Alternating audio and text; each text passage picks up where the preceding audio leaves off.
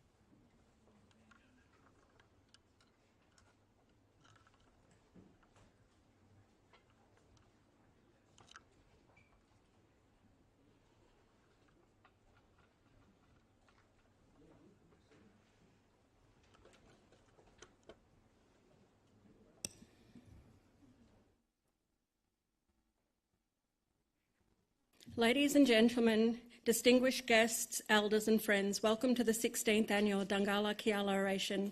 My name is Raylene Nixon. I belong to the Gungari people of southwest Queensland originally, but I have lived, worked and continued to learn here on Yorta Yorta country for more than 20 years. I am one of the products of this important partnership between the University of Melbourne and the Kaiela Institute, and I am honoured to be your MC for this evening. Before I begin, I'd like to welcome Dixie Patton, who's performing the smoking ceremony, and Leon Atkinson to do a welcome to country.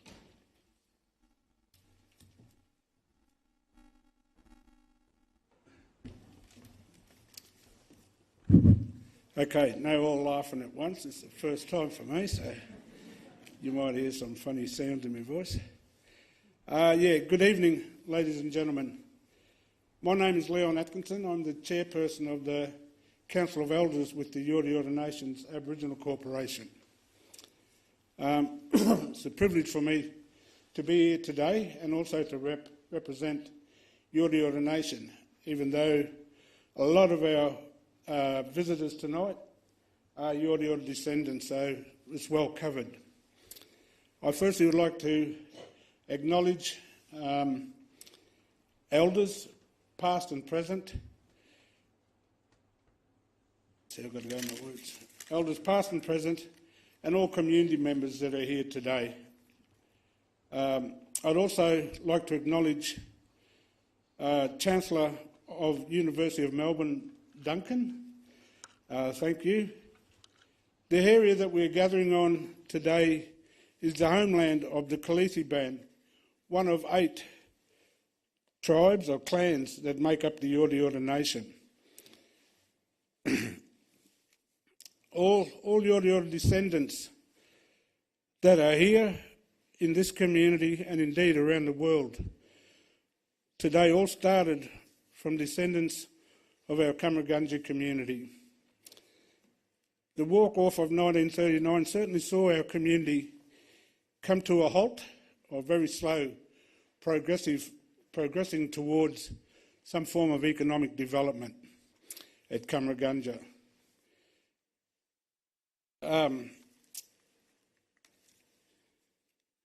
But it has also seen the possibilities of us getting out of our comfort zone of Kamargunja reluctantly, but we did move.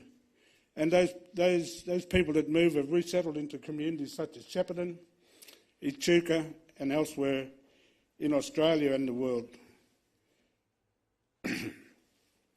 We're very lucky that it happened, I suppose, because our members have got us to where we are today, our descendants. By moving to these communities, we were able to have an education that has allowed us to set goals and to create achievements for our communities and for generations to come.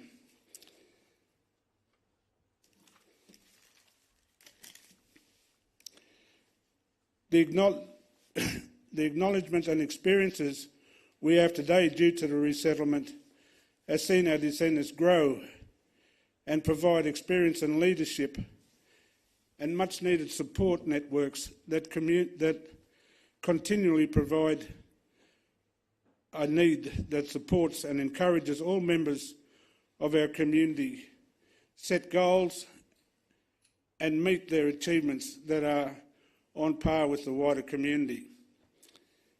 This helps provide a great future for generations to come.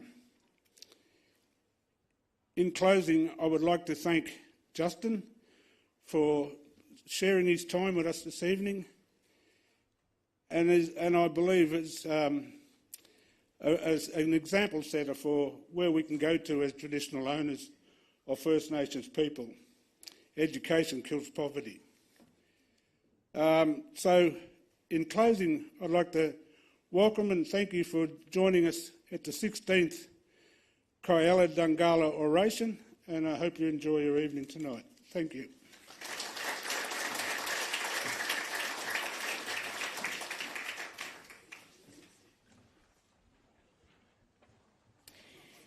Thank you.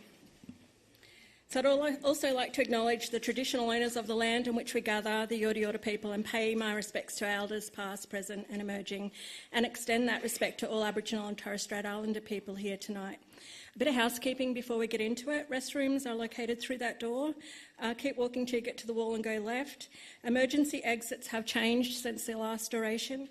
You will not get out if you go directly to my left. The door is behind the black curtain now. This door, and also there's 2 exits at the back. We kindly ask that you switch your mobile phones to silent mode to avoid any interruptions during the proceedings. Please feel free to take photos, but ensure the flash is turned off. We do have an official photographer that will be capturing key moments for this evening. If you have any questions or need any assistance, we have a couple of staff that will be roaming around the back, so just be sure to grab them. This significant event is co-hosted annually by the Kaiela Institute and the University of Melbourne. Tonight we come together to challenge and inspire the creation of a shared cultural identity and to build an inclusive vision of nationhood and prosperity for the Yorta Yorta and other First Nations people. The Kaiela Institute, established in 2011, promotes a collaborative vision and aspiration for a positive future for Aboriginal community in the Goulburn-Murray region. The work continues the legacy from the Courier Resource and Information Centre, founded in 1988, bicentennial year. The Institute stimulates the region and its partners to take a strategic approach to building a positive future for the entire community, not just the Aboriginal community. It works in partnership with all levels of government, industry, including Indigenous and non-Indigenous organisations. Our esteemed co-host, the University of Melbourne, has a long-standing commitment to supporting and partnering with Indigenous communities. Through this initiative, the Dungala Kaiela Oration, the University demonstrates its dedication to fostering dialogue, understanding and reconciliation. Uncle Paul reminds us that his partnership with the University of Melbourne dates back to the early 1980s. He talks about the days of Jeremiah, making the community's earliest efforts to explore alternative educational pathways for Indigenous people. We'd like to extend our heartfelt thanks to everyone who has made this evening possible. Your continued support is invaluable in our shared journey towards a more inclusive and prosperous future for all. There are some acknowledgements, and I always get into trouble for this.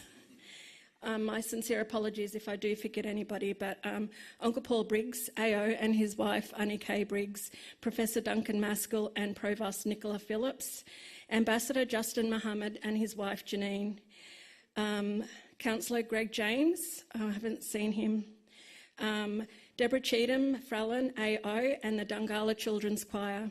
We have the co-chair of the First Peoples Assembly, Nagara Murray, and Belinda Briggs, Pro-Vice-Chancellor Indigenous Tirikionis, University of Melbourne, Deputy Dean Indigenous Professor Sandy Eads, and Deans and other executive staff of the University of Melbourne and all other universities that are here tonight, including Deputy Vice-Chancellor Academic of University of Tasmania, Professor Ian Anderson.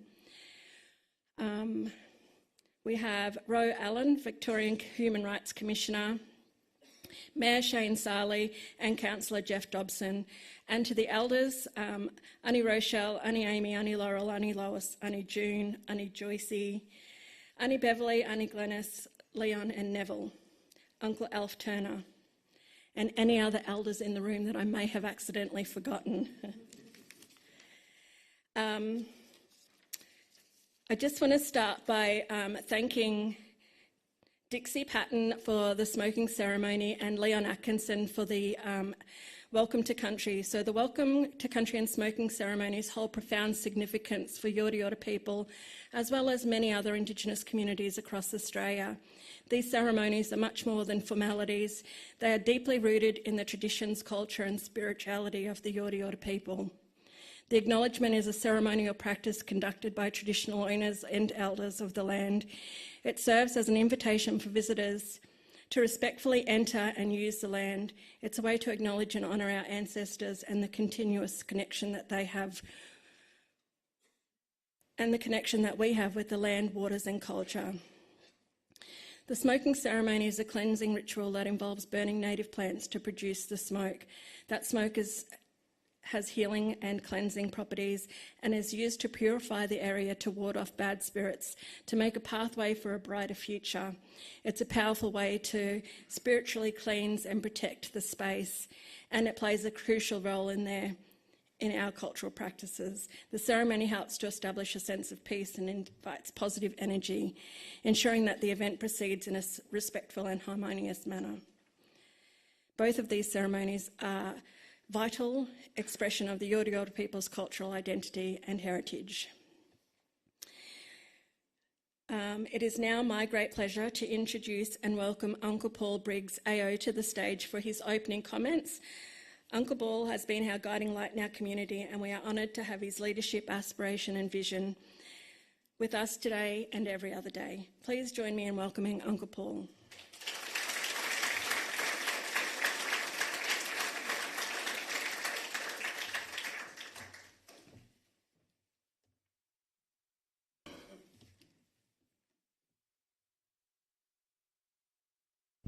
Good evening, everyone. I'll keep it brief because there's a big mob that want to get to dinner, and give a lot of time for Justin to talk to us. But welcome here tonight, and good evening to all of you that are present, but also those that are joining by telecast and joining into the 16th Dungala Kaiela Oration. The oration was a conversation with the previous VC of Melbourne University, Glyn Davis, 16 years ago about how we might affect change in the Goulburn Murray, and how we can create a better future and change some of the cultural practices that operate in this region. And it started with the design and the work to set up the Department of Rural Health and the School of Rural Health. That's some time ago. I also, and looking at Professor Ian Anderson, it just reminds me of the work that we did when I was back chairing VACCHO and partnerships on the NEMDA, on setting up a NEMDA and creating partnerships in the community with the University of Melbourne. So we've got a. Sometimes people might see it as a long journey, but it's really a snapshot in a moment in time about the role of universities in the future of First Nations peoples, reconciling our history and having a thought about what the future might look like and how we might achieve it. The work with the School of Rural Health was about affecting change on life expectancy and quality of life, and how we might go about that. And as Leon said, about the role of education, eliminating poverty, was to engage our people in the aspiration for education, but to create an optimism and an aspiration for the future as a way of delivering support and aspiration into families to engage, but also to put up with the racism that exists. It's institutional racism that sits internally in the institution that support this regional community, but they support communities right around Australia.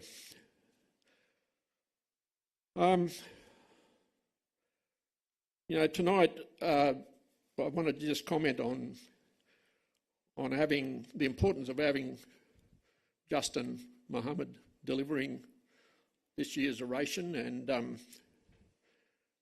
where Justin came from to do this, the journey from the mid-1980s,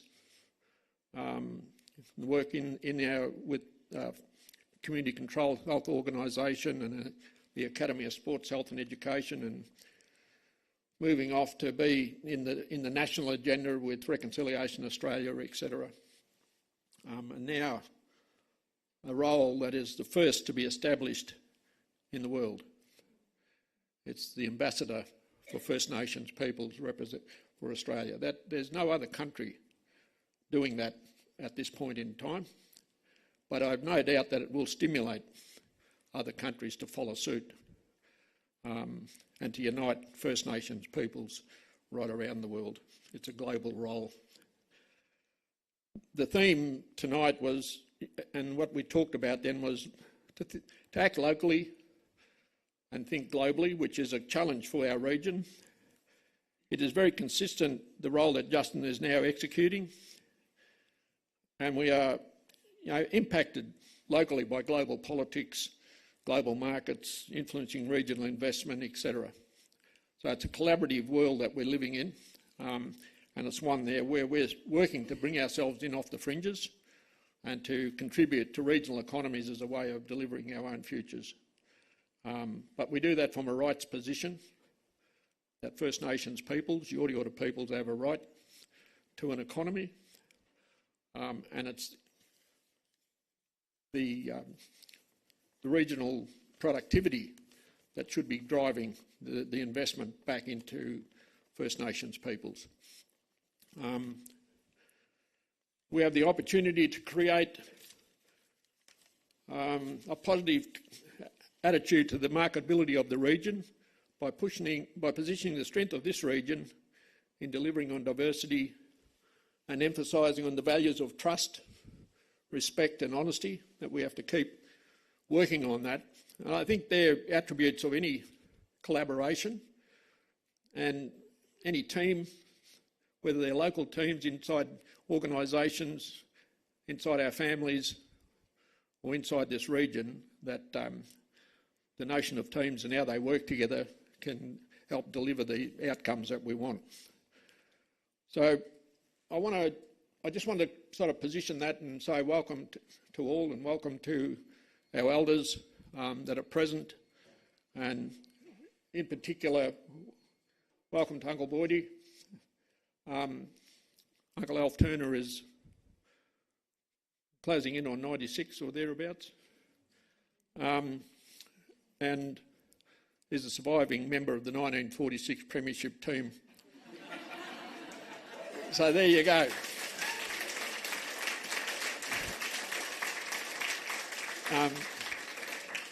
The 1946 Premiership team, the All Blacks, played out of the paddock over there near the Fruit Connection, Dash's paddock. Played 1 year, won the Premiership, and then ceremoniously deposed, which is seemed to be a common trait across the history of Yorta participation in footy.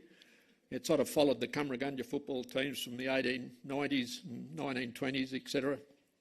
So we, at the Rumballara, we're about the fourth go at this, at the Rumballara Football Club. But I want to say welcome to these rooms. They're the hallowed rooms of the young people of this, the social rooms of the 14 teams that make up the Rumballara Football Netball Club. So we got in 1997, and we put our footprint down and said we're here to stay, after almost 15 years of advocacy to try and get a club admitted to a competition. And it's not lost on me that I stood on that channel bank in 1992 and bought the bit of land that was sitting here for $180,000, and we wanted to put a footy club where kids can walk and ride their bikes, that families can push prams and be here and be involved without having to wait for people to pick them up and take them out of town somewhere. So this place, and now the Monaro Regional Centre of Excellence, is sort of following on the 1939 walk-off and the 1946 premiership team that cements our footprint in this town, and that we're here to stay. We're here to participate and engage, but our sovereign rights need to be acknowledged. That's of critical importance to the health and well-being and our ability, not just for First Nations people, but for everybody, and that we become part of the collaboration that drives this region. And the world, at a national level, things like symbolism of nationhood, reconstructing the national anthem, having another look at all those symbolisms that drive our agendas, our ability to be involved in the Olympic Games, our ability to go to the MCG and stand up when the anthem's sung, get up, put the green and gold on when the Matildas are playing. So red, black and yellow is absorbed and is a part of, and we don't sacrifice cultural integrity to be about that. So it's not a process of assimilation, it's a process of integration. I just thought I'd mention what we're doing, and the 7th of August, you'll be all invited to come and gather on the centre of the football ground and move across to celebrate the opening of the Monaro Centre, which is really a symbolic look at what the future might hold.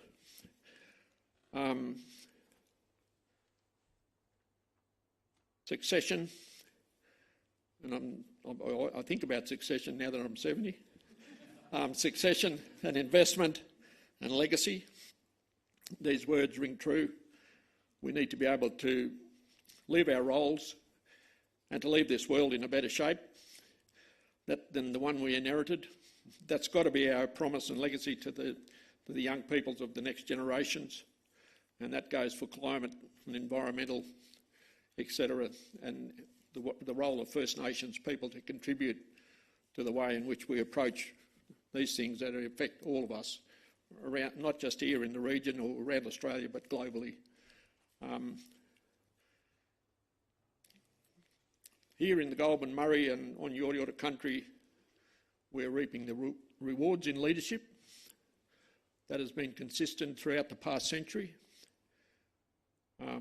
We have lots of examples of fantastic models of leadership that talk to the invincible spirit of our people.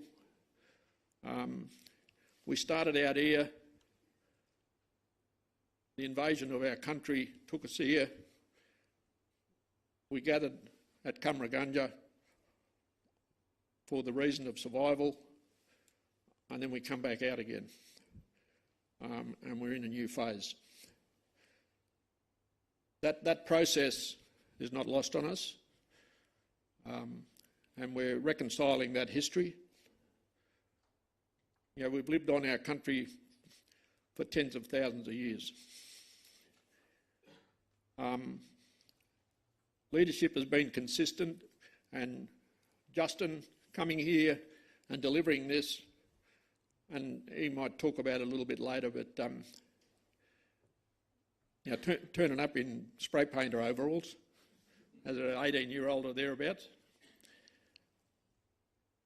seeking opportunity but grasping the opportunity, having the courage to take opportunity and turn it into outcomes that took him from the Koori Resource and Information Centre to the cooperative, and then took him off into national state leadership in politics and delivery on trying to change the shape of this nation. And now he's in the most demanding role of collaborating globally with other First Nations peoples in the best interest of our country, but also in the best interest of our region. So I want to just leave it at that point and acknowledge those that are in the room, and I'll acknowledge the universities that are present, La Trobe University in Melbourne and Federation University, Tassie University, all part of this team that's coming together to tackle the future with us. And I want to just acknowledge my mate that's been co-hosting the Goulburn Murray Regional Prosperity Plan with me, Dave McKenzie, and his support at a regional level to develop the partnerships and the alliances that we're working for to deliver on this productivity dividend of getting our people into the jobs, into the industries, into the business world, and having it seamless in the way in which we build community. So thanks, Dave. And also, in closing, just to say thanks to Duncan Maskell as the Vice-Chancellor, co-hosting with me for the past 6 years. That's been fantastic, and in that 6 years we've been able to deliver on the Manara Centre of Excellence in that time, amongst other things. So that's something, a legacy that I think Duncan will be proud of, and he's heading back home to London and at some point. So, but we thank him for his contribution, and this will no doubt be maybe his last. It will be his last oration as the Vice-Chancellor of Melbourne University. But we look forward to his continued friendship and engagement with us over the years to come. Him and his lovely wife Sarah. So I'll wrap it up there and hand it back to Raylene, one of 5 PhDs that are sitting with us, and it's fantastic. And I don't think it would have been possible without everybody chipping in and creating the environment that made that possible, and in particular the Rummelah Football Netball Club, the Resource Centre, School of Rural Health, the Kaiela Institute, etc. So there's more to come in this journey. We've started the journey, and now that we're going to open those fantastic doors in that beautiful building, there's a lot more positive things to look forward to in the future. Thank you.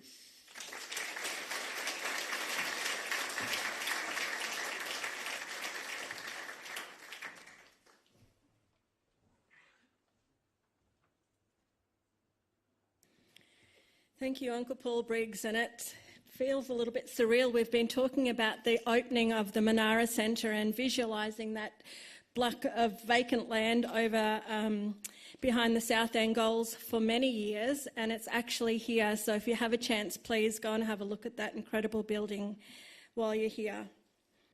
Thank you, Uncle Paul Briggs, for being so generous with your wisdom, knowledge and inspiring vision. It's my pleasure now to introduce Professor Duncan Maskell, the Vice-Chancellor of the University of Melbourne, the Chief Executive Officer of the University. As Vice-Chancellor, Professor Maskell leads the University in its mission to create positive impact through education, research and engagement with the community. Please join me in welcoming Professor Duncan Maskell to the stage for his opening remarks.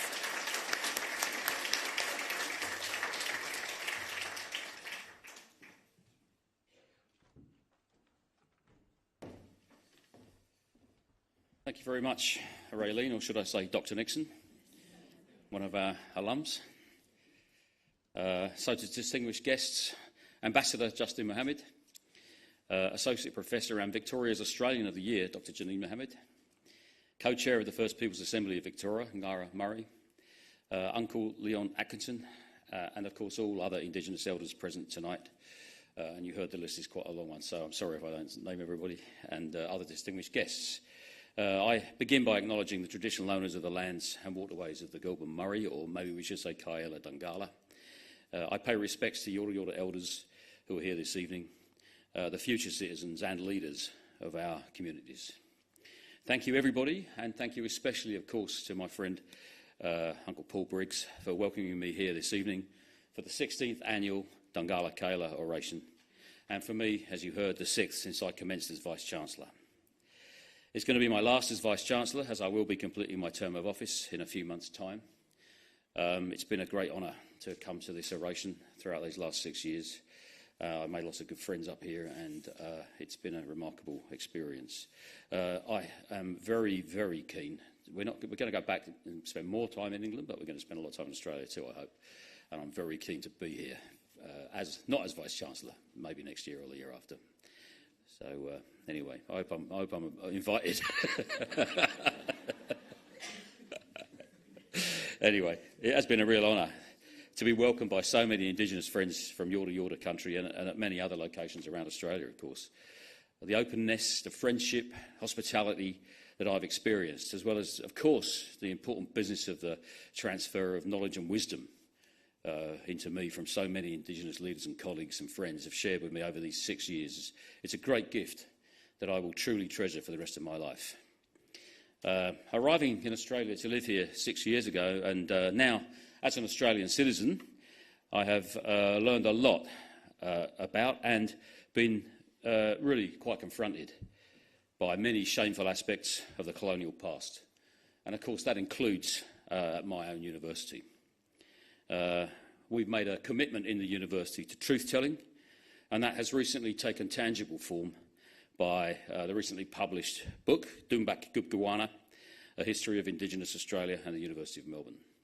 And I think that's a very important moment for the university to publish a book that is absolutely clear, warts and all, truth-telling exercise. And I strongly recommend that everybody in the room reads it. It's free. It's on the internet. And I hope that other institutions in this country follow suit at some point in time in the near future.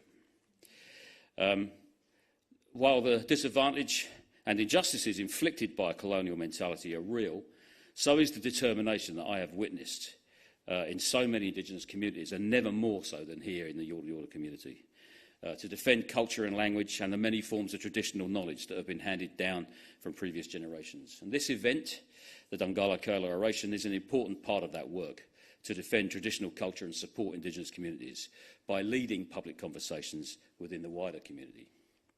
I'm very pleased about the positive ongoing conversations that we're having to ensure that this wonderful event continues in the years ahead with the strong support of both the Kaiela Institute and the university.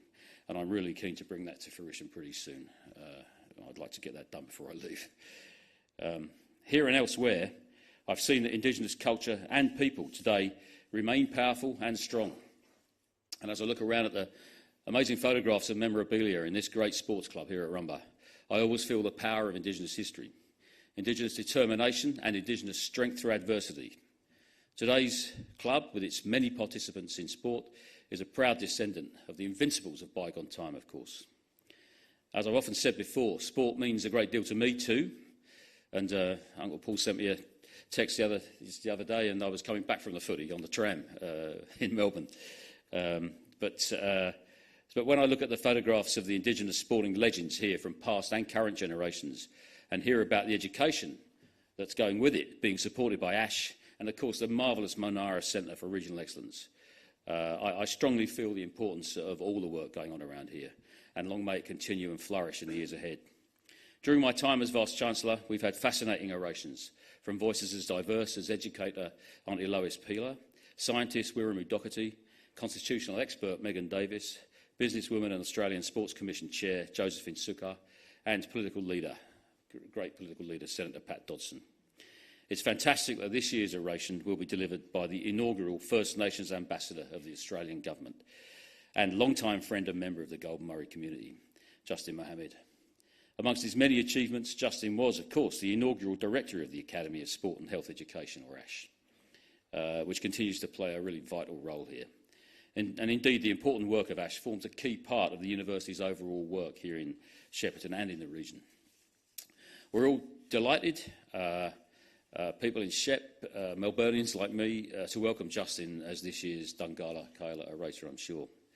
One thing that these orations continually highlight is the absolutely vital role of education in all its forms. And Uncle Leon in the welcome today said it beautifully in 3 words: education kills poverty. What could be a better summation of the fundamental value of education than that? It does more than that too. It gives people more opportunities, to not just kill poverty, but to become leaders and to become really highly valued members of communities. So I'm so passionate about that. I would have been nothing without education. I was first in family to go to university, and I still feel very, very strongly about the importance and value of education. It's something which can unite us all. It can unite us in universities, vocational education institutions, and importantly in the school system, which I think is even more important than the tertiary sector. And of course, as in the wider community, there are different forms of education that we learn from each other every day. Education is a deep and broad thing that we need to support really strongly. The Dungala Kaiela Oration also successfully highlights the many broader contributions of Indigenous Australians to our nation. From the arts and scientists to politics and sport, Indigenous people have always made and will continue to make an indelible impact on the society that we are. Even in the face of deep disappointments, including, of course, the vote in the Voice referendum late last year, we continue recognising and celebrating these achievements, and we honour the resilience, strength and contributions of Indigenous communities. The continuing project of reconciliation is a long journey, and it's going to require years more commitment across Australia. But while there are people like this, and while we can come together in these kinds of events, I think these are steps that we can take to continue that very important project. This oration continues to provide a welcome opportunity for us to come together, to consider the challenges and to find new energy for driving ever forwards on our journey together of reconciliation and integration. I just finished by thanking everyone for being here and for being part of this fantastic event once again here in 2024. Thank you very much.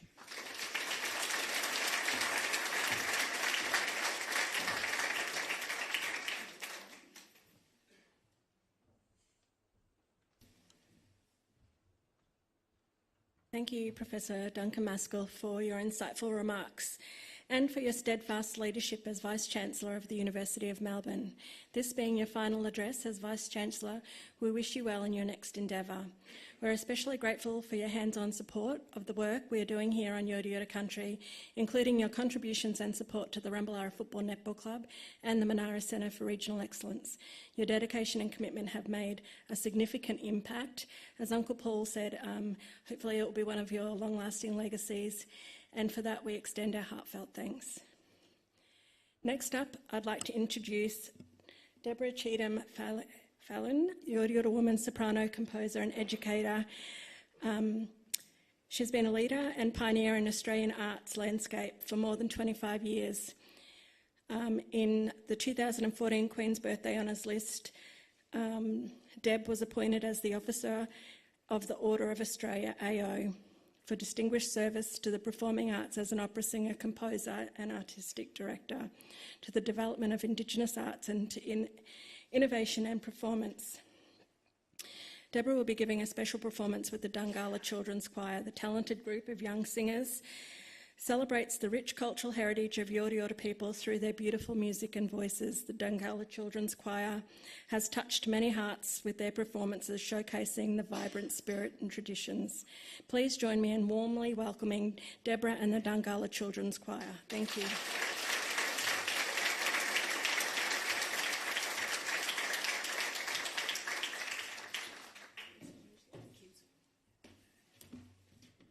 Thank you so much for that introduction, and I'll just invite DCC up on stage. Come on up.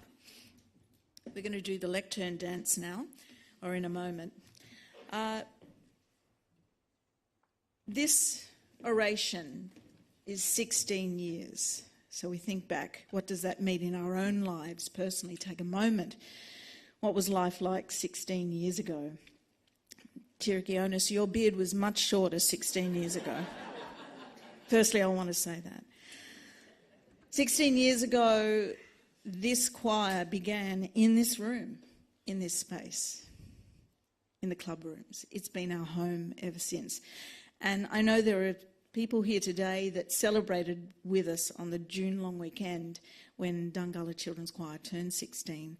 On that occasion, we celebrated by producing the second volume of songs called Dungala Choral Connection Songbook. I remember when I produced the first book and I said, I want volume 1 on the spine. And a few eyebrows were raised. Volume 1, I said, there's going to be a second book. These kids are going to sing more songs, they're going to premiere more languages, they're going to champion culture around this country for years and years to come, and that's proven true, and so we celebrate with a second book of songs. We're diving deep into the first book, though, this evening to sing for you, and also we'll begin with a song that I hope by now you should all know. It's part of our DNA. But so is art, so is song, so is dance.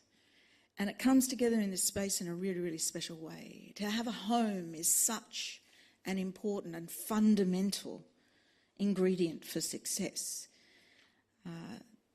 Yep, education can beat poverty, most definitely, as long as it's everyone learning about each other, as long as everyone else knows what we know, as well as us knowing what you know.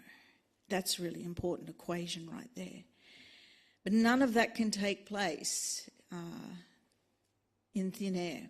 It needs a home. And just as this has been the home for Dungala Children's Choir for 16 years, the home of art in the Kaiela Gallery is also a really important part of the way that we know our belonging and live our history on this country. And I'm really proud that in this second book of songs, these are all works that were curated mostly from here. Artists, Auntie Rochelle, I see you there today, and it's such an honour to have you here and to have your work in this book. None of this can happen without a home, and I am so excited for this new building to be open on the 7th of August. We belong here. We belong to this land. Dungala Children's Choir expanded 7 years ago to include another group of children, and those children mostly come from Wadawarang country. And in honour of those children, we're going to sing one of the songs from their country, one of their important stories of how the magpies, Pawang, took a blanket from the ground and lifted it, a blanket of ignorance from humanity. And I think that's what we're talking about with education, lifting that blanket of ignorance. And Pawang did that for the Wadawarang people. So we'll sing in honour of those choir members that can't be here this evening, who are living down there in Geelong. And then we'll finish with probably one of Dungala Children's Choir's most successful songs from Volume 1, and that's Bira Mamana. And Bira Mamana was made possible because of the language work that began with our elders back on way back at Maloga, and then, of course, Nkamraganja, holding on to that precious resource that is our very identity, that makes education possible, and that is our language. And thanks to Belinda Briggs, who has collaborated on many projects for Dungala Children's Choir, we'll be able to sing Bira Mamana for you today. And if you know those words, please join in. One last thing I would say. These children and a number of others who couldn't be here this evening for various reasons, study, some not well, but we've got the faithful few here. These children will be travelling to Sydney in September to sing my large-scale work, Umarella, A War Requiem for Peace, with the Sydney Symphony Orchestra in the Sydney Opera House. Why was there always going to be a Volume 2? You're looking at them right here. They're a reason for getting up in the morning. They're why we have this space. They're why we have that new space. They're why we give of ourselves and our knowledge to universities all around this country. And when I stood here last year, there was the possibility, only ever a slender one, that we would get that yes vote. I will remain proud, always, that the University of Melbourne stood beside us and spoke yes for us when many other universities declined to comment. You stood up, and I'll always remember and thank you for that. Let's sing.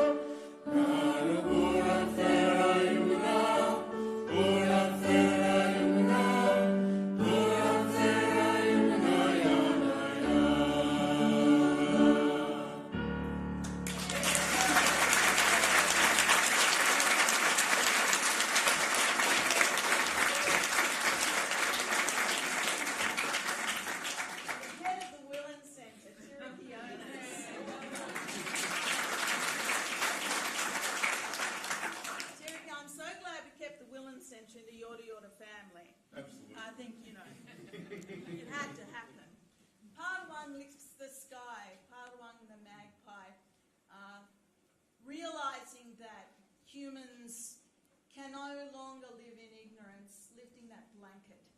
Part one lifts the sky.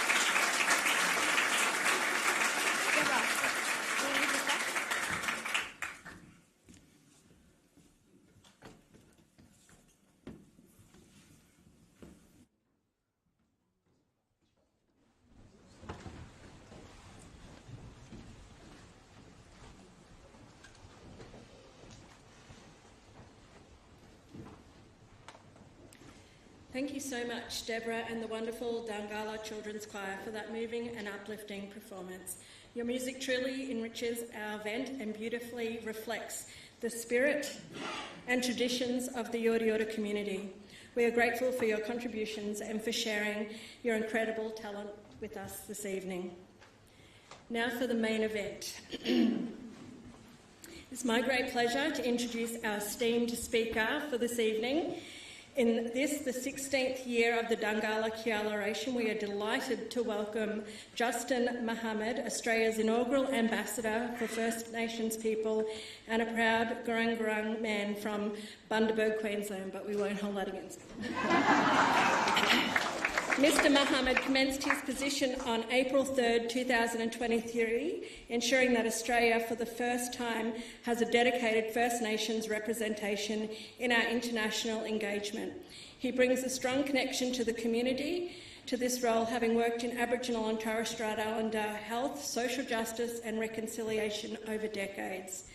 Justin's career started right here in Shepparton, where Uncle Paul tells us he's traded his overalls of a panel beater for an office attire. He tells us this because he couldn't stand the cold in the shed.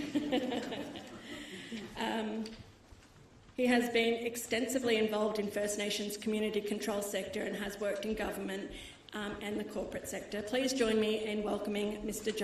Justin Mohammed.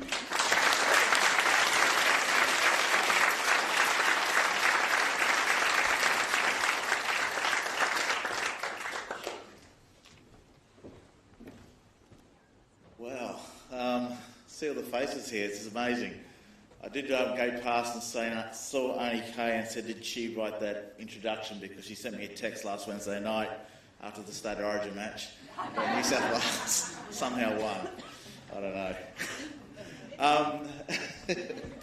But before I start, it's just so great to be here. There's so many familiar faces and very proud to come back to Shepparton, and I've had the last couple of days just putting my feet back on the ground, seeing the work that Rumballara Aboriginal Cooperatives has done, the Rumballara Football Netball Club today, and it's just been amazing. But before I go any further, I'd like to, in my language, Wanyang, which is hello, I'd like to firstly acknowledge the Yorta Yorta people. As the traditional custodians of this lands, which Uncle Leon has given us a beautiful welcome, Dixie did the smoking. These lands which we gather on tonight are very, very important, because the social, spiritual, the economic and cultural links with these lands have never been broken. The relationship with country has continued since time immemorial. And I want to acknowledge OMA. A lot of people have mentioned him, Paul Briggs, his amazing life partner and sometimes cheeky life partner, Auntie Kay Briggs. You two as a team have just been amazing, not only for this community but for myself and my family. Thank you. University of Melbourne Vice Chancellor, Professor Duncan Maskell, your commitment over the 6 years I don't think will ever be forgotten, but be careful of letting Paul know that you may not have much to do. He's got a very good way of getting people involved. The co-chair of the First People's Assembly of Victoria, Negara Murray, it's amazing to even speak about this internationally, where Victoria has taken these steps and leaps and bounds, while the rest of the nation had an opportunity but floundered. Victoria seems to keep moving, and leadership like yourself and the others on the Assembly has been just truly remarkable. my wife, Adjunct Professor Janine Mohammed, my sister, who will hate this, but who loves to keep me humble, Selena Douglas, and other VIPs in the room, and many have been mentioned in the room and also online. Just wanted to acknowledge each one of you. I want to pay my deepest respects to the elders, the past elders that have gone before us, but also the present, and there's many elders in this room. Sometimes we say past and present and we just move on, but I want you to take a moment to have a look around with the elders and the esteemed people that we have in this room. It's their knowledge and their wisdom have endured the continuation of culture and traditional practices. And I was only just standing outside before, when everyone was there, we had the smoke, the fire burning, and we were waiting to come in. And in the distance, we saw this figure come walking across from the longest point of the car park, and someone said, "Oh, that's Uncle Bordy."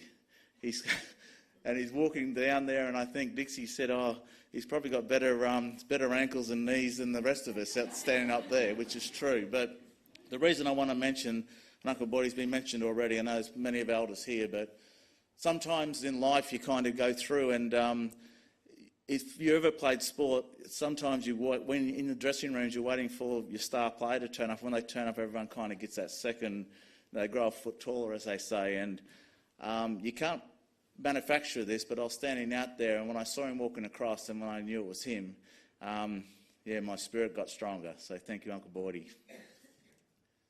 And finally, but not least, I want to acknowledge the next generation of leaders, elders, game changers that are in the room tonight. I had a chance to meet a number of those yesterday, had lunch and a conversation, and I have to say that this community, you're in good hands for the future. There is a really great leadership and young people who want to do and take those next steps and to represent this community and walk in those the foundations that have been built, but to build on those foundations, and you're in really good hands. But as mentioned, I'm the grand man from Bundaberg in Queensland. Very proud of it, proud Queenslander, even though Auntie Kay still wants to stir me up. I hadn't received a text message from her for 2 years, but that night she did send it to me. Just to keep me humble, right? However, many of you will know I've also had this deep personal connection with the community right here in the Goulburn-Murray region. A connection that is interwoven through people who are here tonight. Many of you are here tonight. Others who have sadly left us. And the proud and resilient Aboriginal institutions like the Rumballara Aboriginal Cooperative, the Rumballara Football Netball Club, the Kaiela Institute, just to name a few.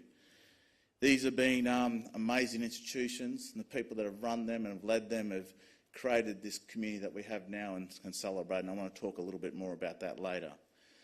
And we talk about this oration being the 16th, and I know that I was here for the very first one, and probably the second and third, and probably many of the 16 orations, and I played a whole lot of different roles in these orations, from being an MC, responding to the keynote or the oration who made the oration, at the end of dinner saying thank you to everyone so they can leave.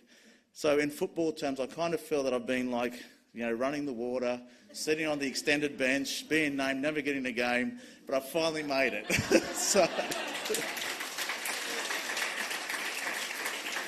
So whoever the selection panel was, committee, thank you. But this evening, I'm here as Australia's inaugural ambassador for First Nations people, which has been mentioned. A title I'm still getting used to, occasionally pinching myself, and when people address me as ambassador or Your Excellency, something I can't seem to get my own family to do without laughing or kindly putting them in my place. I did try to get my wife to call me Your Excellency when I came home. It did not work. However, though, all jokes aside, this role is, as Ambassador of First Nations people, is a new position. It was created by the federal government and appointed by the Honourable Minister for Foreign Affairs, Penny Wong. When the role was first announced, it was described as this: to weave the rich heritage and diverse perspectives of our First Nations into the fabric of Australia's foreign policy. Sadly, though, to date, our national foreign policy had reflected very little of the 65,000 plus years of relationship Aboriginal people had with this land. That also included international connections of trade, customs and ceremony. Meaning this international diplomacy role that I hold may be the first globally for governments of today, but I think I can safely say international diplomacy and trade has been practiced on our shores for thousands of years by our people. So fast forward now to April 2023, when I was appointed as Ambassador for First Nations people. This role was not only to represent Australia in international forums, but also spearhead initiatives that enhance First Nations trade, investment, human rights, climate, diplomatic engagements globally. However, to do this effectively, I had to really ensure that I engaged with the people that this role was going to represent, and that's Aboriginal and Torres Strait Islander people of Australia. So I explained this to my staff and to the office, that I had to make sure that I went out domestically. And in the first few months, we went, and very importantly, not only just to explain what this role was, but to listen to the priorities, the aspirations and innovations that lay deep within our local First Nations communities. And in those first few months, that guided and led and enhanced our international policies on trade and investment, intellectual property, climate mitigation, human rights, you name it, gender equality, health and justice. Meeting with over 100 First Nation groups, organisations, businesses and individuals across every state and territory provided me with that early guidance and expertise as we built the plane while flying it. As the weeks rolled into the months, I've had the honour and privilege to represent Australia at key forums, including the United Nations Permanent Forum of Indigenous Issues in New York, the Expert Mechanism of the Rights of Indigenous People in Geneva, the Asia Pacific Economic Cooperation Forum, APEC, at San Francisco, COP29 in Dubai, just to name a few. No frequent flyer miles were included, as is the government policy. I was very disappointed, but that's part of it.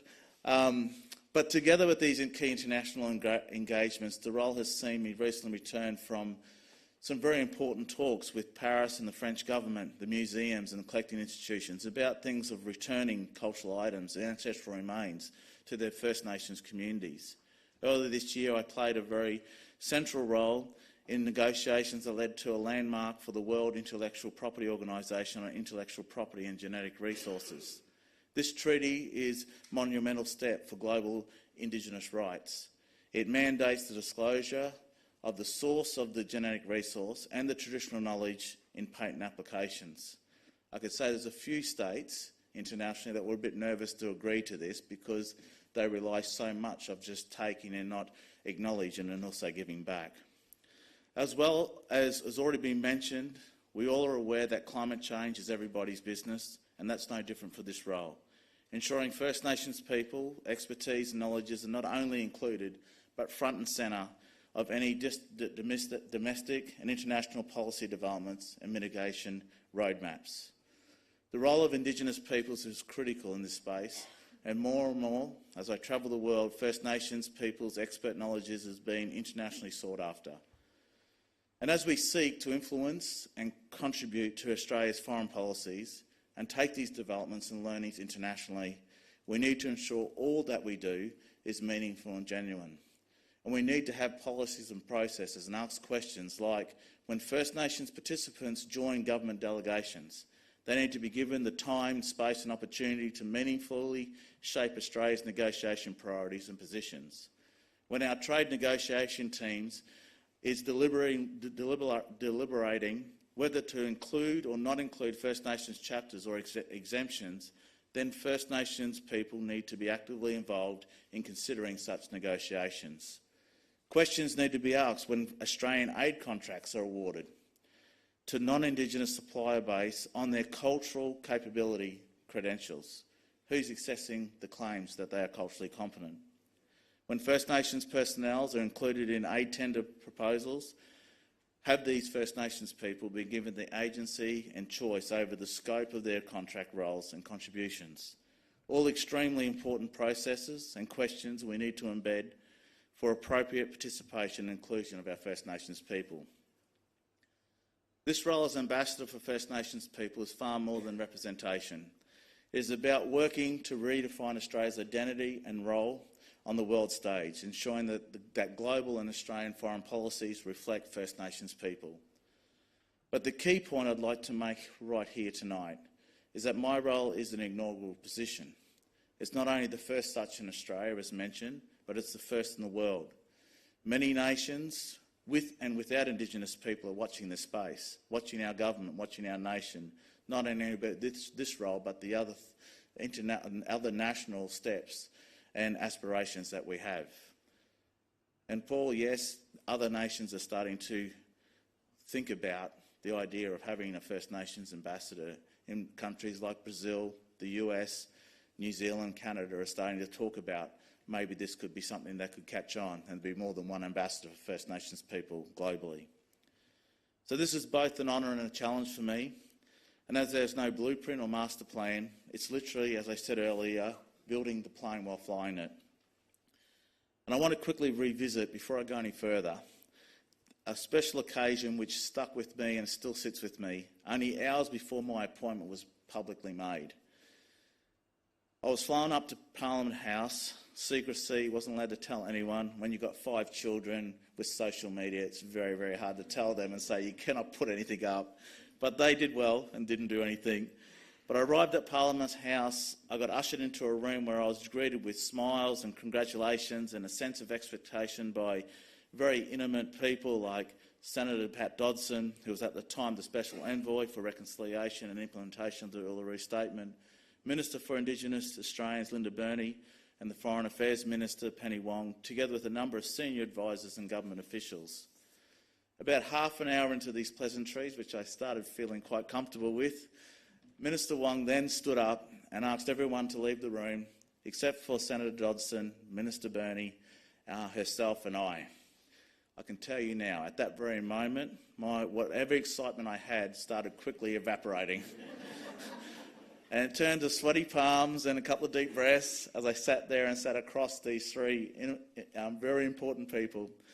A number of them I've worked with Minister Burney and obviously Senator Pat Dodson, sitting there. And for whatever reason, I stumbled out a few words and I had to kind of justify why I was there. And I said, with overwhelming, I hurried my words out.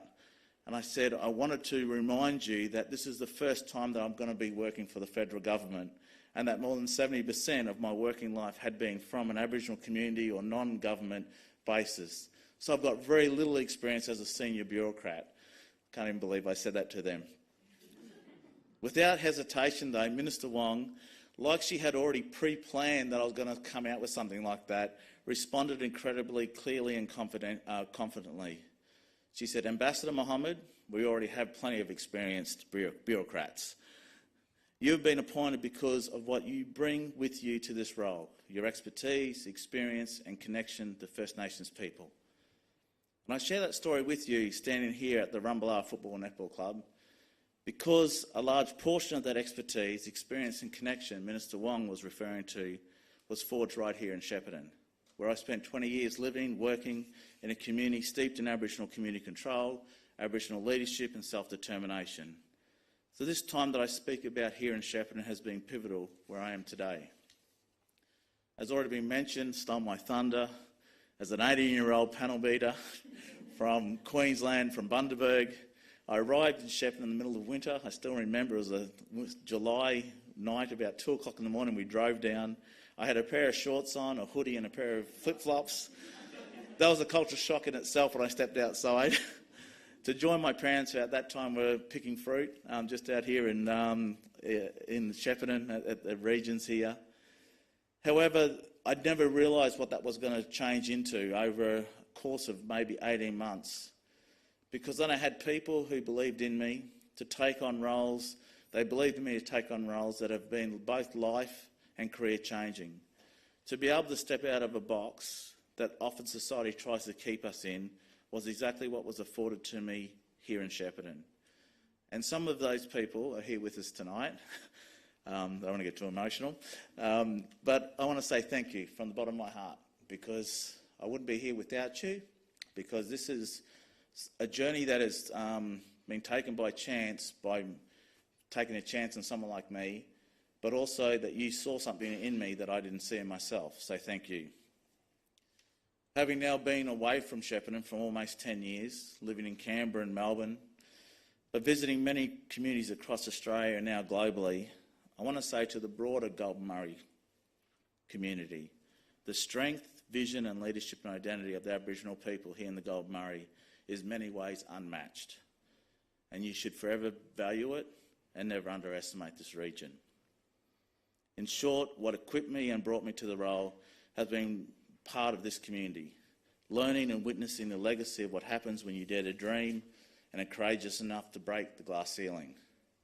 You only have to drive around Shepparton and see the images of those who came before us, and know whose shoes we walk in, whose shoulders we stand on. The William Coopers, Sir Doug Nicholls, Auntie Marge Tuckers, Auntie Geraldine Briggs, the list goes on.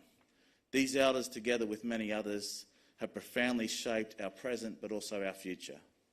They were not just representatives of their communities and their families, but architects of transformative change, advocating tirelessly for Aboriginal rights to land, self-determination and cultural integrity.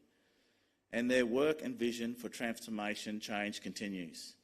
And during my time in Shepparton, the 20 years, I experienced exactly this. The Rumbalala Football Netball Club, which we stand in, defied the resistance and being told so many times there was no place like this. There was no place for this club in this region. And now we stand here since 1997, still here with premierships, 14 teams, 16 teams, and this fantastic facility.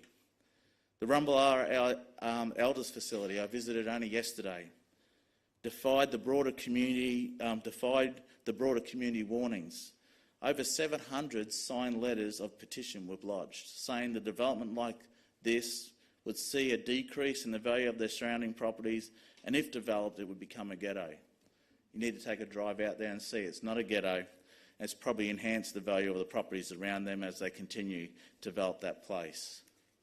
And the third example, experience, if you look through that window down there, you'll see that big blue bridge. Just 100 metres from here is the Monara Centre of Regional Excellence. It also defied the doubters, the advocates who advocated against such a complex, such a development, questioning if a development like this should be built in regional Victoria or should be built here in Shepparton and belong to the Rumbalala community. All these achievements were hard won. No easy wins, no free handouts as you might hear, but unshakable dedication and persistence by a few for many.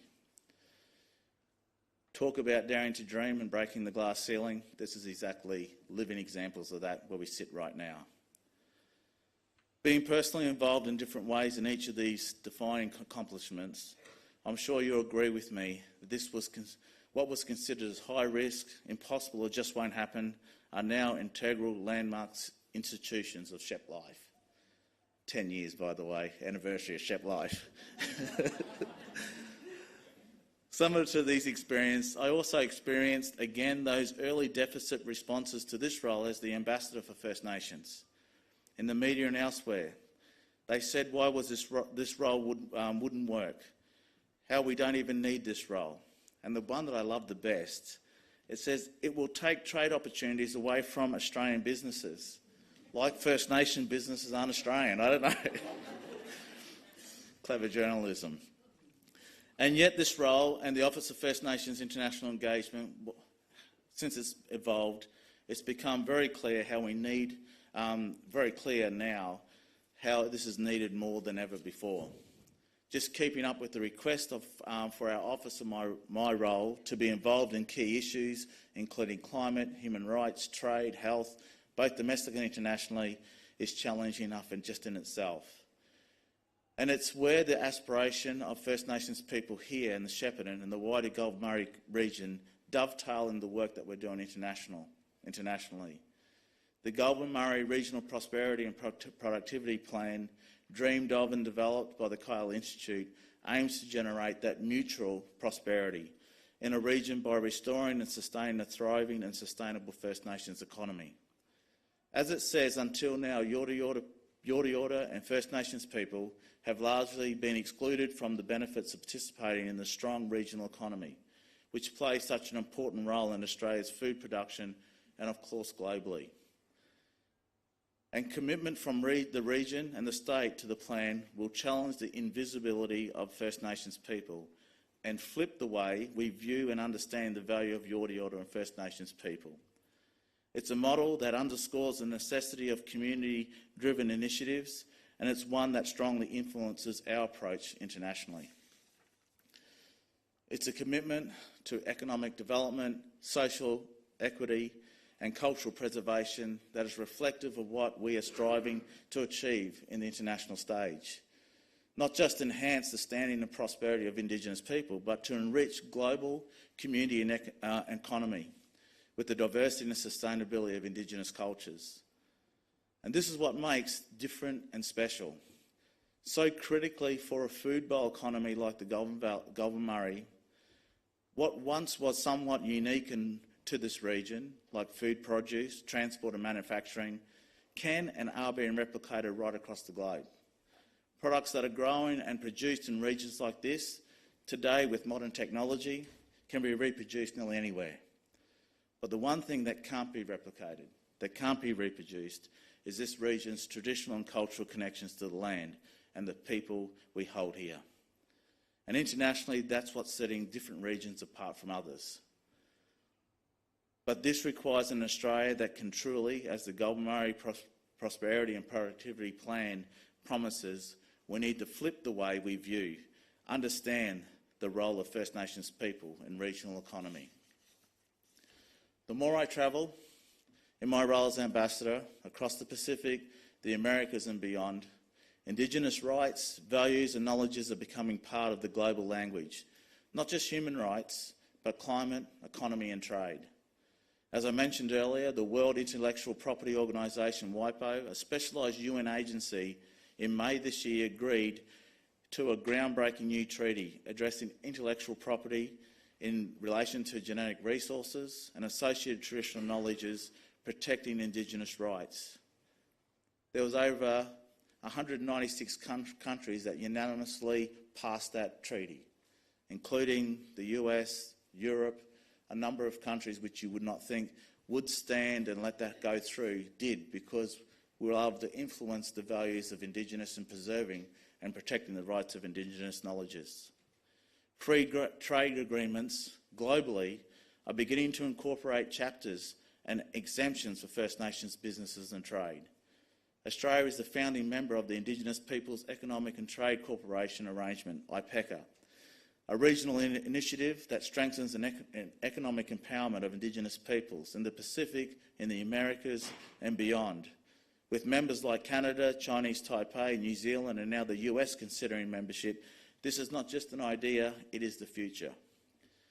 On the domestic front, the Federal Minister for Trade and the Department are honing and sharpening our nation's 2040 international trade strategy that will reach across many regions like Southeast Asia, North America and Europe, with a firm commitment to embed First Nations aspirations and targets within these strategies.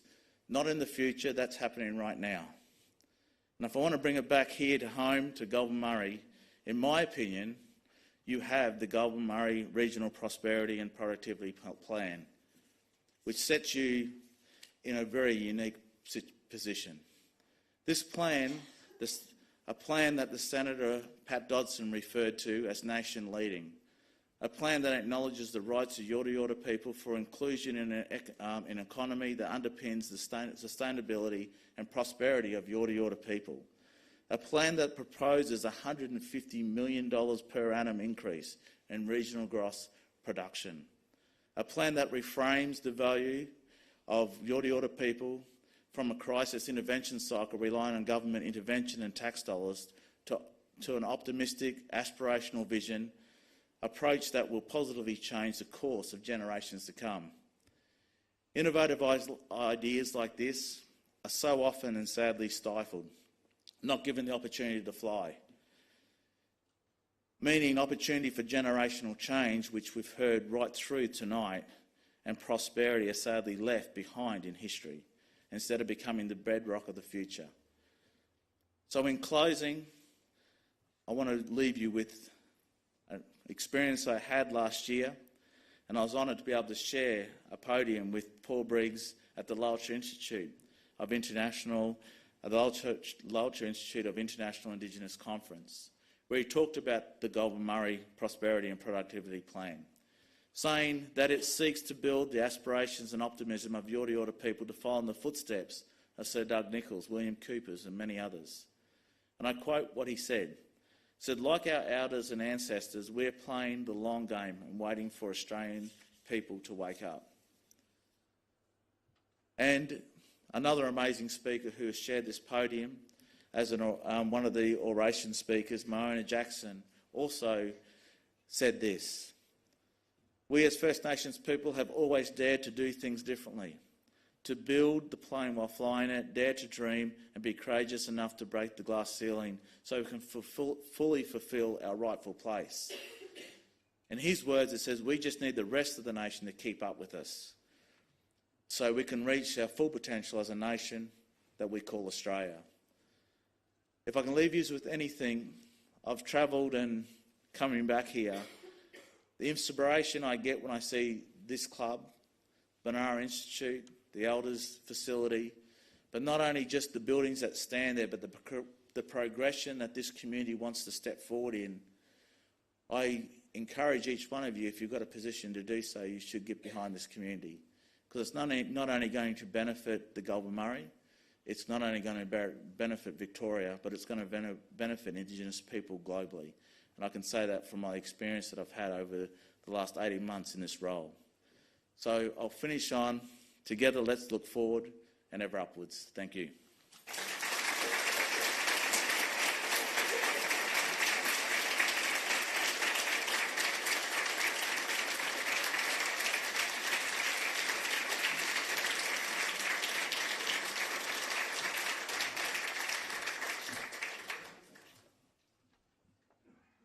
Thank you, Justin, for delivering such a compelling and thought-provoking oration. Your insights and reflections have provided us with a valuable perspective and have greatly contributed to the success of today's event. Your words have deeply resonated with us and will undoubtedly contribute to the ongoing dialogue and actions needed to build a shared cultural identity and inclusive vision of nationhood. We deeply appreciate your contributions and the time you took to share your knowledge with us. I think we could all agree that Uncle Paul is the king of where there's a will, there is a way. And the Blue Bridge is actually called the Rumba Harbour Bridge, and there's a little bit of a joke where we say we have literally built a bridge and gotten over it.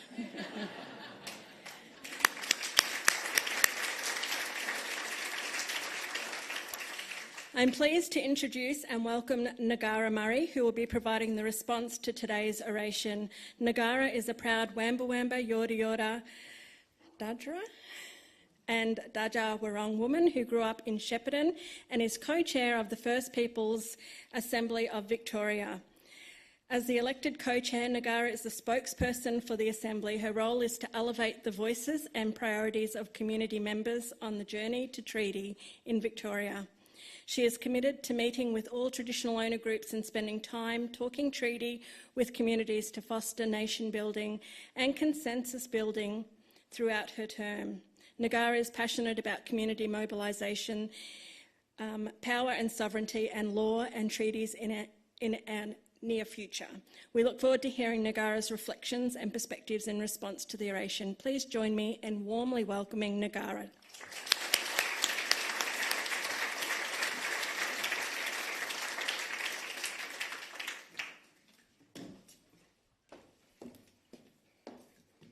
Good evening, everyone. Firstly, I'll offer my respect to all Yorta Yorta people and acknowledge all elders and the family clans of the Yorta Yorta, in particular the Kalithaban, and thank Uncle Leon and Uncle Dixie for their warm welcome to country and smoking ceremony. My name's Ngara Murray and I'm a proud Wamba Wamba, Yorta Yorta Jaja Warangandura woman and co-chair of the First Peoples Assembly of Victoria, a democratically elected body for First Peoples on the journey to treaty. Thank you to Uncle Paul Briggs and the Kaiela Institute for the invitation to come and speak tonight. Also acknowledge President of the Rumbalara Football Netball Club, Josh Atkinson, and the University of Melbourne Vice-Chancellor, Professor Duncan Maskell, and DFAT First Nations Ambassador, Justin Mohammed and his wife Janine. And thank you, Ambassador, for your inspiring talk. And there's many dignitaries here tonight, and I think Raylene done a good job of covering everyone, but just to also acknowledge all our elders in particular. I won't name you all, but you know who you are. Now, my family has been involved in the fight for justice in this country for over 7 generations, and that fight continues today. And our active participation in the land rights movement includes the 1881 Maloga petition, the 1886 Corranderk deputation to the Parliament, the 1938 Day of Mourning, 1939 Cumragunja walk-off, 1965 Lake Tyers protest led by my grandfather, Pastor Sir Doug Nichols, and a 1988 letter to the Premier from my grandfather Stuart Murray, calling for compensation and treaty. And there have been many markers on our timeline where our families have contributed and have been involved in some way in that fight. So all our families that you see up in those photos have all been part of that movement. Our journey towards equality and justice is deeply rooted in a long history of Aboriginal activism in Victoria, where Yorta people over generations have collectively advocated, lobbied, marched and protested for our rights. Like the Ambassador, I also grew up here in Shepparton on Yorta country, grew up down the south end of Shep and went to school here before I moved down to Melbourne as a young woman. So I'm honoured to be here tonight to provide a response to Ambassador Mohammed's talk. It's great to learn tonight a bit more about the creation of the First Nations Ambassador role and the work that you are doing, Ambassador. It's an important role that you have representing our people and in particular globally. In addition to the culture exchange and the economic opportunities that it could generate, I'll also be fascinated to see what sensibilities a First Peoples perspective can bring to Australian foreign policy. There are a lot of big things happening on the world stage at the moment, as we all know. At the Assembly, we've tried to keep our eye on Indigenous people solidarity internationally, and we've had some really good yarns and meetings with people from Taiwan, from British Columbia, from Aotearoa with the Maori mob and the Native Americans, and we've been able to listen to their lessons and share some of our own reflections on our treaty journey. So your role, Ambassador, is the first of its kind in the world, so I'm very much looking forward to continuing to watch your work and the impact that you'll make. I'm going to respond to some of the words of Justin, but also to a vision that is both profound and powerful, and that's a vision of treaty. But first, I'll talk to building locally and connecting globally. At the heart of our communities lies a deep connection to the land, our traditions and each other, and to build locally means to harness the connection, to nurture it and to grow from it. First, we must focus on culture and revitalisation, and our connection to country, to kinship, to languages, practices and traditions are the threads that weave our identity. By supporting community initiatives that maintain and revitalise these cultural aspects, we ensure that our heritage is passed down to future generations and also enriching our communities and the world. Economic development is another cornerstone. Investing in local Aboriginal businesses and entrepreneurship fosters self-reliance and prosperity. By developing sustainable industries, we not only create jobs, but it also brings in our way of life and our ways of doing business. And the Golden Murray Regional Prosperity Plan is really key to that. Education and skills training are vital. Providing access to quality education tailored to our community's needs in a culturally appropriate environment empowers our youth. So vocational training programs equip our people with the pathway and skills necessary to thrive both locally and in the broader community. So you don't have to look far in this community, and the good work of ASH and the role the Monara Centre for Regional Excellence will play into the future. Healthcare and wellbeing are paramount. We must improve local healthcare infrastructure and services and incorporate traditional healing practices. This holistic approach ensures the health of our people in body, mind and spirit, and the work of Rumballara Aboriginal Cooperative, a community-controlled whole-of-life service for our people, are doing an amazing job caring for our mob. As we build strong foundations locally, we must also look outward, connecting globally in ways that honour our heritage and amplify our voices. Building partnerships and collaborations with Indigenous peoples internationally helps us learn, grow and advocate for our rights, and engaging in global forums like the Ambassador mentioned, focused on Indigenous rights or trade and business, environmental sustainability, and cultural continuation strengthens our position and influence right across the world. So building locally and connecting globally within an Aboriginal context is not just a strategy, it's a pathway. And it's a pathway to empowerment, to solidarity, to connectedness, to sustainability and global enrichment. By embracing our heritage and engaging with the world, we create a future where our communities thrive and our voices resonate across the globe. Now I'll speak to a vision that is profoundly significant, a vision of treaties for the First Peoples of this country. This vision is not merely a political or legal document. It is a testament to our history, a recognition of our enduring presence, and a beacon of hope for a just and united future. The vision not only holds the promise of empowerment and sustainability for our communities, but also enriches the local, national and global tapestry with the unique and invaluable contributions of Aboriginal people.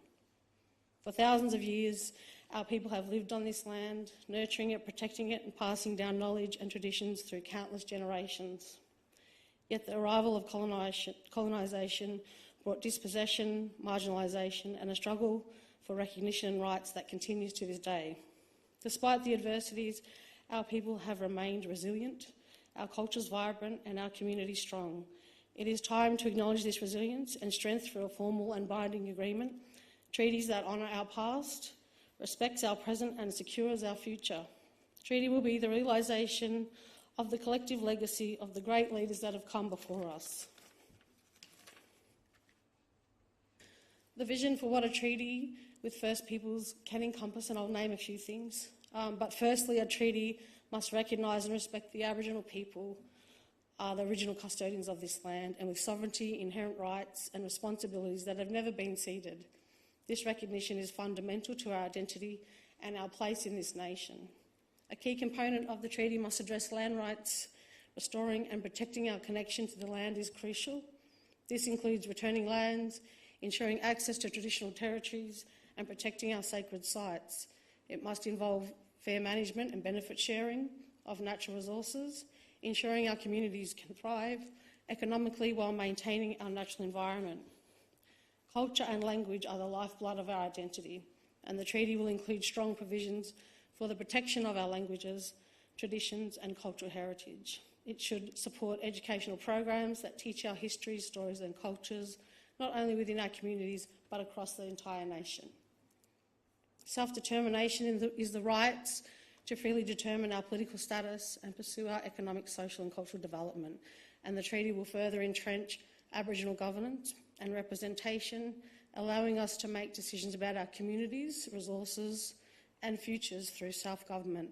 This involves an Aboriginal representative body with real power and ensuring our voices are heard at all levels of government.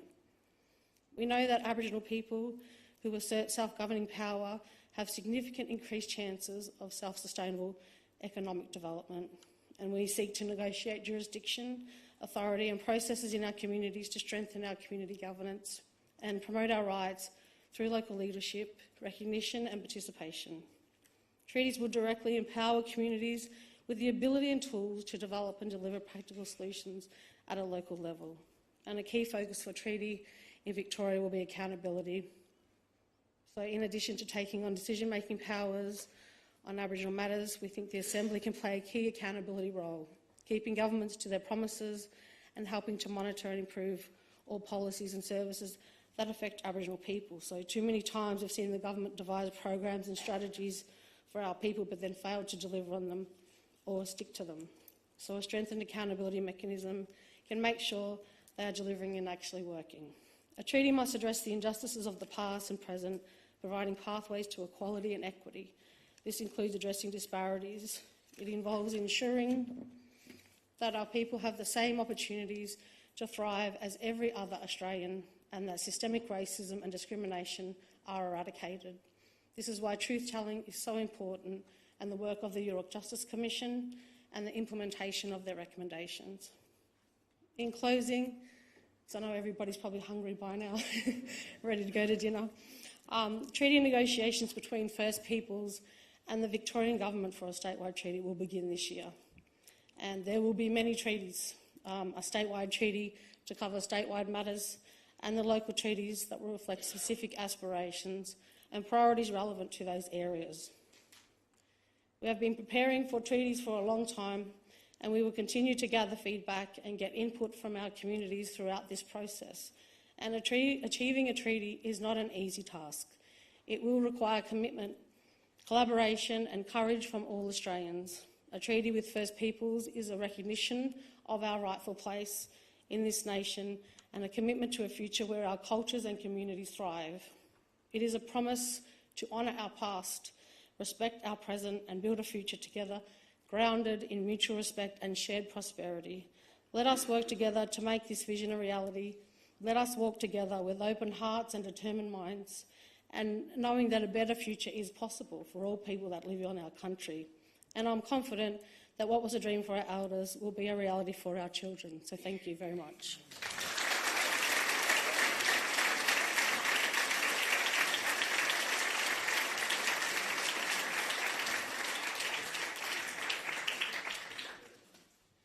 Thank you, Nagara, for your thoughtful and profound response. Your reflections have added great depth to understanding and have significantly enriched our discussions today. As we near conclusion of our event, I think what we've heard today is, from all of our speakers, our old people, our ancestors since time immemorial, have done the best with what they can to leave this world in a better place, and that's a responsibility that now falls on each of us. We are trying to envisage a better future for us as well as future generations, and that responsibility cannot be left on First Nations people alone. It's everybody's responsibility. I'd now like to invite Uncle Paul Briggs back to, we've got some gifts to give out.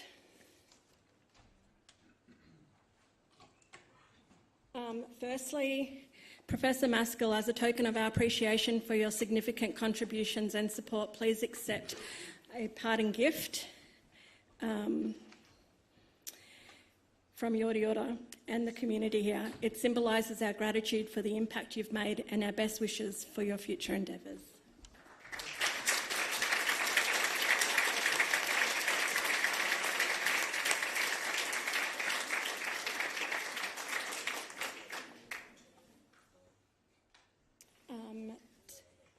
Do you want to say something? Nagara, if you wanted to come up. Thanks, Nagara, for...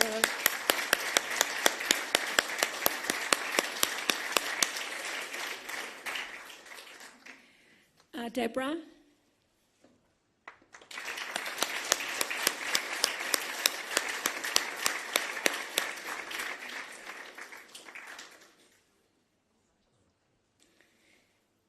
And to Ambassador Justin.